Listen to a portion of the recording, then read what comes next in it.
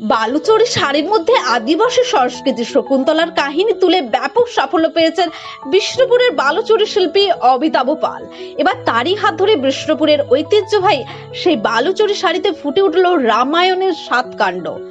বিষ্ণুপুর শহরের কৃষ্ণগঞ্জের বাসিন্দা বালুচরী শিল্পী ও এই কাজের স্রষ্টা অমিতাভ পাল এক একটা শাড়ি তৈরি করতে গড়ে সময় লেগেছে অন্তত 30 থেকে 35 দিন। ফলে দামও বেড়েছে বেশ খানিকটা। প্রতিটা শাড়ির দাম রেখেছেন মাত্র 35,000 টাকা। কিন্তু কি এমন রয়েছে এই শাড়িতে যার জন্য এত দাম? এর উত্তরে শিল্পী অমিতাভ বলেন, জটায়ুর প্রতিচ্ছবির পাশাপাশি তারকা রাক্ষসী বধ, খঞ্জনি বাজাচ্ছেন বীর হনুমান, রামের হরধনু ভঙ্গ, সীতার অগ্নি পরীক্ষা রয়েছে শাড়ির গায়ে। এছাড়াও আঁচলে রয়েছে লব কুশের দ্বারা যজ্ঞের ঘোড়া আটকানো ও তাদের পঠন পাঠন।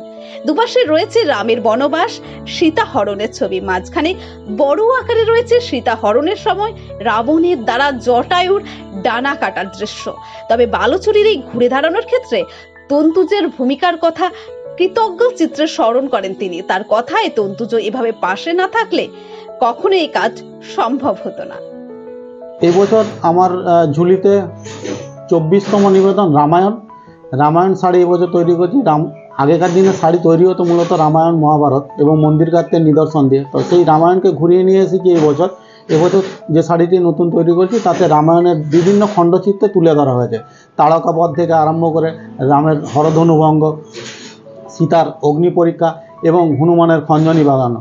গোটা শাড়িতে তুলে ধরা হয়েছে জটায়ুর প্রতিচ্ছবি এবং আঁচলটা খুব ভালো করে, আঁচলে অনেকগুলি খণ্ডচিত্র একসঙ্গে তুলে ধরা হয়েছে।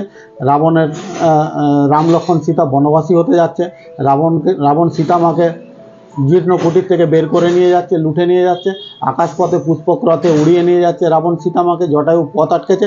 এছাড়া উপরে যে ছবিগুলি রয়েছে যেগুলি স্টিল দাঁড়িয়ে আছে তাতে লবকুশ যজ্ঞের ঘোড়া কদম গাছে বেঁধে দিয়েছে এবং বাল্মীকি মুনি লবকুশকে পাঠশালায় আশ্রমে পাঠ দান করছে।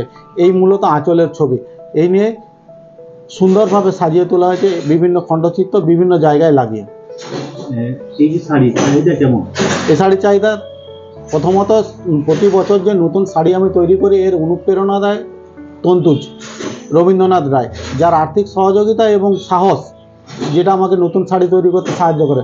তো আমি যে শাড়ি তৈরি করছি সেই শাড়ি বাজারকরণ হয়ে গেছে, 2টি বিপণীতে দিয়েছি কলকাতায় বড় বিপণীতে এবং 2টি তন্তুজকে দিয়েছি।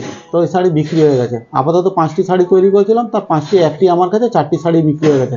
সারা বছরের অর্ডার তন্তুজ আমাকে দিয়েছে।